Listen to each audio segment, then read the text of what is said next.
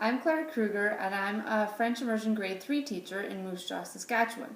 I've created this video to explain, mostly to parents of my students, but also to anyone who's interested, why I believe using technology and the internet in our classroom is so important. I'm going to talk about three main points. So we're going to start with something very basic. What is the internet? Then how do we use the internet in our classroom? And then finally, why do we need to learn about this, and why do we need to learn how to become digital citizens, and what does that mean? I start off with this question, what is the internet? Because it's come to my attention over the years that my understanding of what the internet is, and often the understanding of some of my students' parents, is often quite different. And so to be on the same page and really be clear about what we're talking about, we're just going to review briefly what is this thing called the internet. The simplest definition is that the internet is a global network of computers that talk to each other.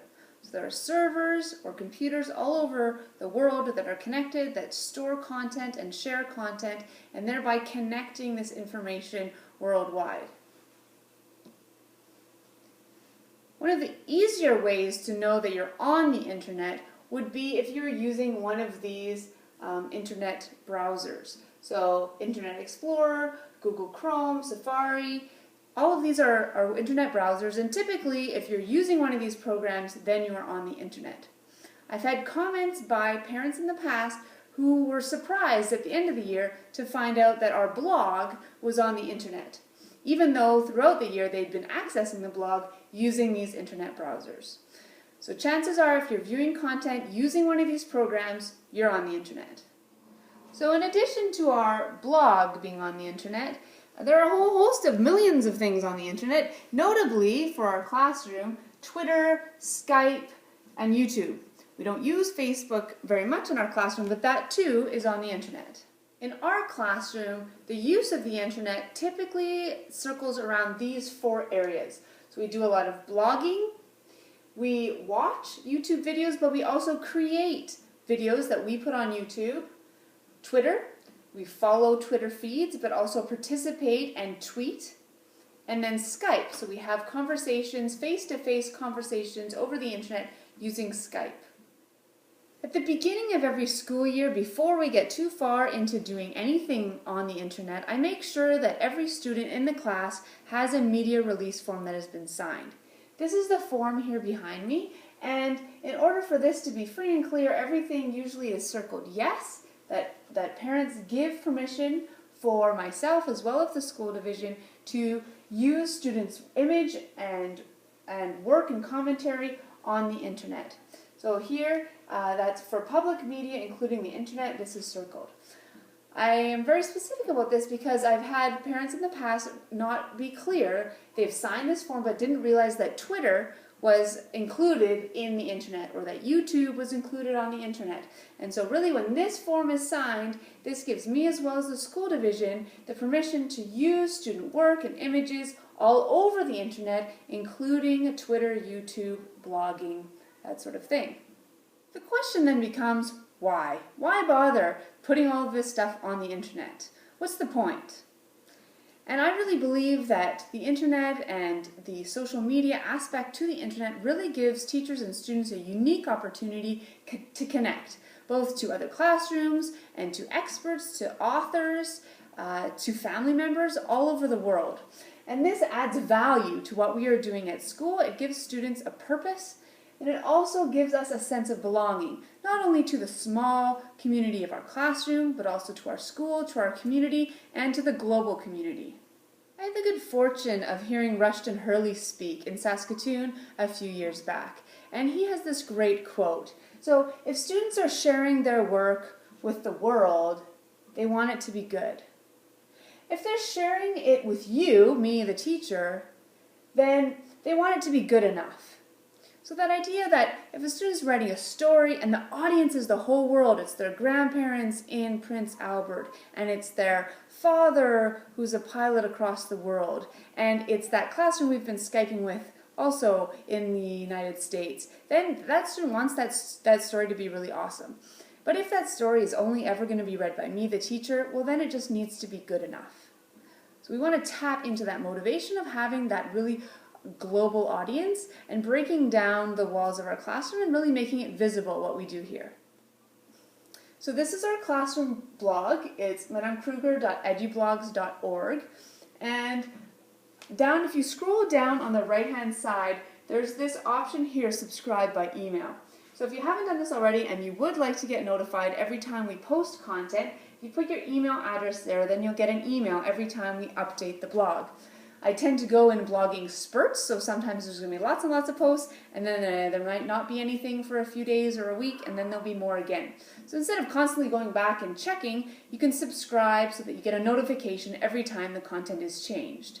In order to find our blog so that you're not always typing in the address, the links are always provided in my email signature. So when you get my weekly email, at the bottom there are links to our blogs and also my Twitter account. So I'm going to show you a few of the projects and activities that we've done using the internet and social media to really enhance and enrich the activities that we're doing in class.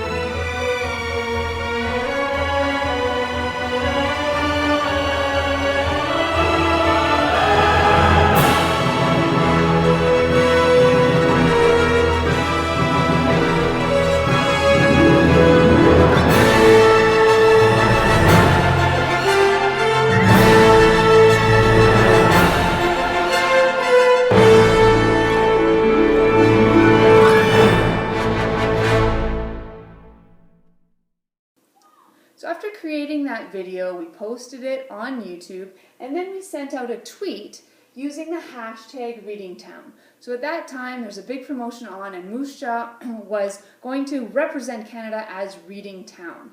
And so we created this video, and then we wanted to push that content out using Twitter. So we used this hashtag, which connected us to all other Twitter users having the same conversation about Reading Town, and we put in the link to our YouTube video.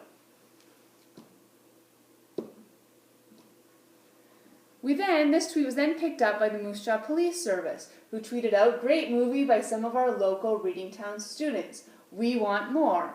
And then it started this conversation within the community of Moose Jaw about Reading Town and about what we were doing here at our school. This got picked up by the Cultural Center and bounced around throughout Moose Jaw, which was very exciting for our students to see. For Family Literacy Day a few years back, we decided to have a Skype conversation with an author. And so we found Debbie Levy through Twitter, and she had just published a book called We Shall Overcome. So there was a bit of drama as we eagerly anticipated the book being delivered to us through Amazon in time for our Skype discussion. And it did happen. We had this lovely discussion with Debbie Levy about her book. So here we are gathered around our laptop, and students are asking the author questions, and she's responding. It was really fantastic to see. The book itself was a picture book with maybe, 20, 30 pages, but she showed us the manuscripts and all the drafts she had done in writing and rewriting this book, and there was this stack of papers that she was able to show our students through Skype to show us kind of her writing process. We got to see where she was writing because she was in her writing den. Her dog walked through and we got to meet her dog. It was really a phenomenal experience for students to kind of meet a really pretty famous author. And afterwards, we tweeted about it. So we said that we Skyped with Debbie Levy Books about We Shall Overcome in the writing process. It was so much fun, thank you. And then we had a picture from our Skype call, and then Debbie Levy tweeted us back, and she said, "I loved it, thanks for all the great questions." So it was a way of prolonging our connection to the author using Twitter. So I had one parent who was a little nervous about Twitter, really be frustrated about this whole thing, or why would we need to be on Twitter? We could do Skype without Twitter. But what I had to explain was that there is no phone book for Skype. So to try and find other people to Skype with, the best way to go about doing that is to make connections through Twitter and then build upon that connection through Skype. So all the social media all kind of build on themselves and enhance these connections that we're making. So this year we're doing the Global Read Aloud project, and we're reading The Year of Billy Miller as with hundreds of classrooms around the world. Last week we had the pleasure of Skyping with another classroom in Arizona. And the Skype connection for this call, you can kind of see it in the picture, was phenomenal. It felt like these students were sitting right here in front of us. The resolution was amazing. There was no delay in the audio, and we had this great connection with this classroom that was also reading the same book. We were able to share our predictions and share how we felt about the characters so far, and really enhanced the project and enhanced the excitement about reading this book.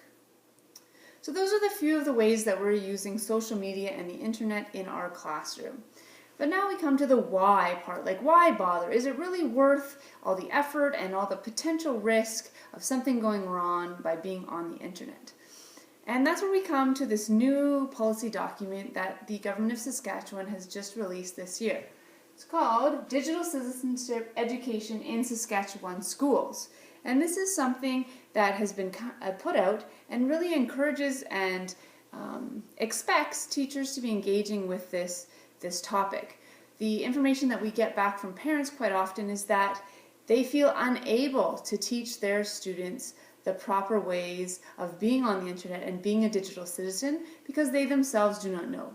So then that really means that falls on teachers to engage with this topic and really help our students along, because no longer is it really optional to be on the internet. No longer are there these two worlds, the real world and the virtual world. We're seeing now that this is forever intertwined and without any future possibility really of this becoming separate again. So we can't just teach our students the real non-digital world because that real world no longer exists in isolation. It exists alongside and in synthesis with the digital world. So one of the key pieces to this new policy document is the 9 Elements of Digital Citizenship by Dr. Ribble. And so they really coalesce about 3 main themes. So respect, educate, and protect. And it really calls upon us as teachers to really do a good job of looking at the entire picture of the internet and giving students the skills to protect themselves, giving them the skills to be respectful and responsible online, but also really learning about the educational possibilities and the educational framework that the internet and social media provides for us. As I just said, there's no longer these two worlds. There's no longer the virtual world and the real world that are separate. It is now all combined. So before, maybe 5-10 years ago, it would have been possible to say, no, I am not on the internet. I do not have a digital footprint. I am staying far, far away. I'm unplugged. No longer is that possible. Even if you go to great lengths to stay off the internet, anyone can take a picture of you and upload it. Anyone can take a video of you and put it on YouTube. And increasingly our information is stored online. Banks store our account information online. Our medical files are stored on the internet. So even if we do everything possible to avoid being on the internet ourselves, we already have a digital footprint. It's no longer something that is possible to avoid.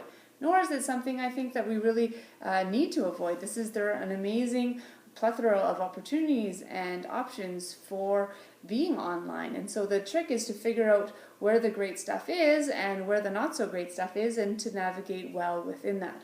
And so this is what this graphic kind of shows, just how embedded the internet has become into shopping, into music, into everything. It's where we also live. So we're living in the real world, but we're also living in this virtual world, and they have combined to the point that it's sometimes no longer possible to differentiate. I want to tell you a quick story about my family and my parenting. So back 5 years ago, my teenagers were just starting to engage with the internet, and the parenting articles that I'd read at that time were pretty clear about how to lock the internet down. And so we had our family computer in the kitchen area, which was very public and accessible. We had passwords and different accounts for the different users in our household. We monitored what was being used. We made sure there were time limits and all sorts of things. It was a highly monitored and controlled environment, and we thought we were really doing a great job of keeping our kids safe.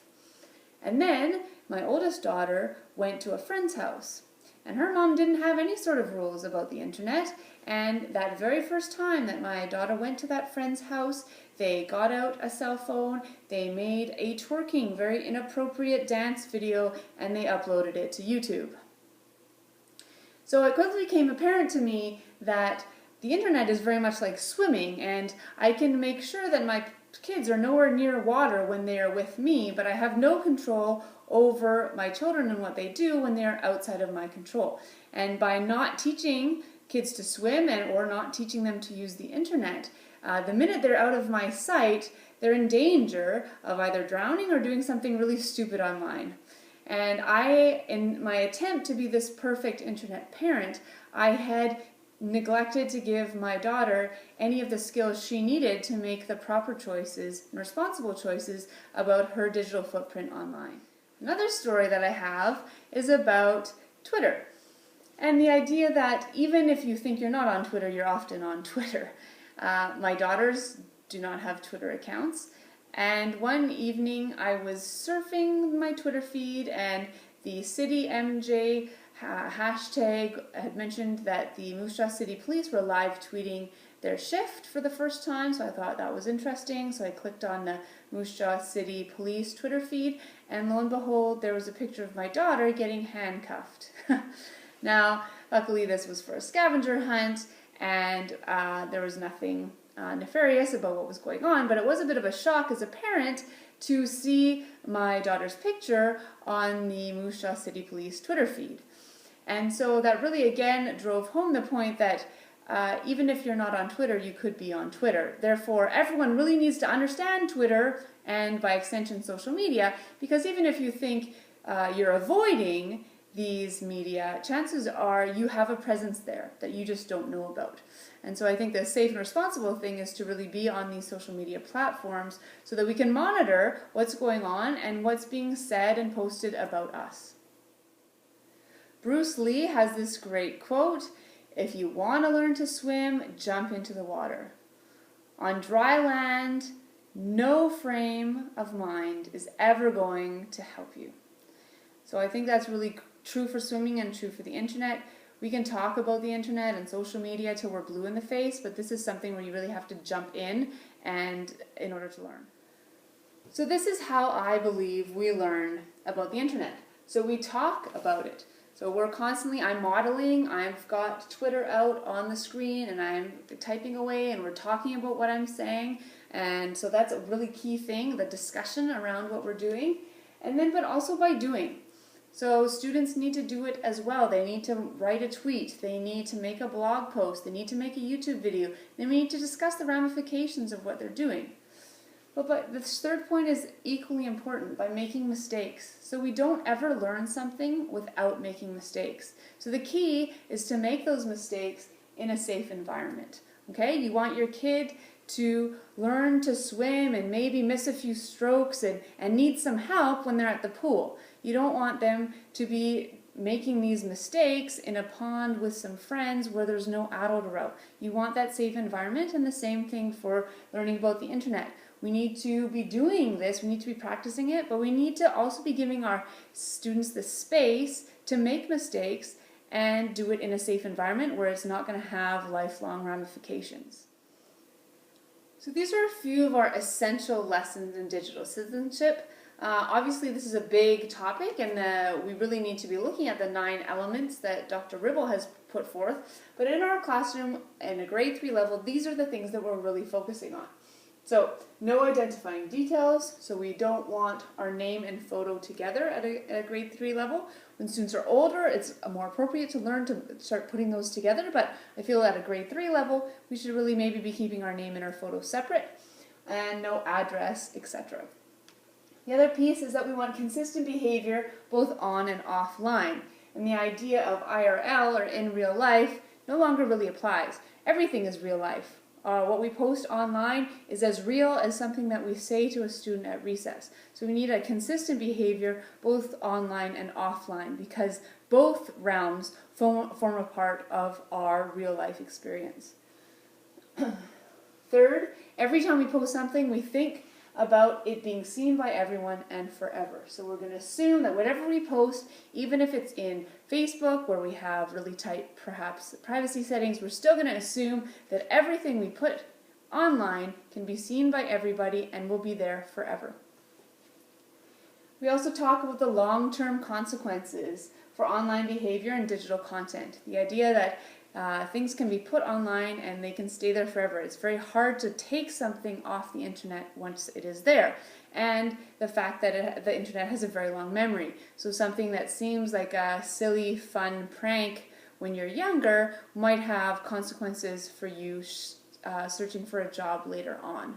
The case of the Saskatchewander, which was a young man who was trying to get the job, it was kind of a contest to get the job to be this kind of internet spokesperson for Saskatchewan. And he was in one of the front runners. He had incredible social media skills, and he was about to win this contest and get this like prime job when a video surfaced of him at a Rough Riders game in the rowdy section, really saying some inappropriate comments. However, within the context of the Rider game, the comments were quite normal, but taken out of that context, just into the realm of the internet, which really has no context, meant that he lost that job opportunity. So that idea that really the internet has no context, and whatever we're saying or whatever seems funny or kind of silly, we need to think of that being seen maybe by our grandma or by someone who's looking to hire us in 10, 15 years. And we have to be really careful that whatever we're putting online is something we're proud of, and we think we'll still be proud of in 10 or 15 years. So that said, there's this great quote by Seth Godin: "We've greatly exaggerated the risk of sinking without celebrating the value of swimming." So sometimes discussions about internet and internet safety get bogged down in all the terrible things that could go wrong without really celebrating all the wonderful, amazing things that go right on a consistent day-to-day basis. So that's a bit of an overview of how we're thinking about the internet and social media in our classroom. I encourage everyone, people that are parents of my students or anyone else, to give me a call or a tweet or an email and ask me any questions or clarify anything that may not have been clear. But I really believe that I have an important role as the teacher in this classroom to really guide my students through their beginning steps of becoming digital citizens, and that the internet and social media has so much to offer us in this classroom. Thanks.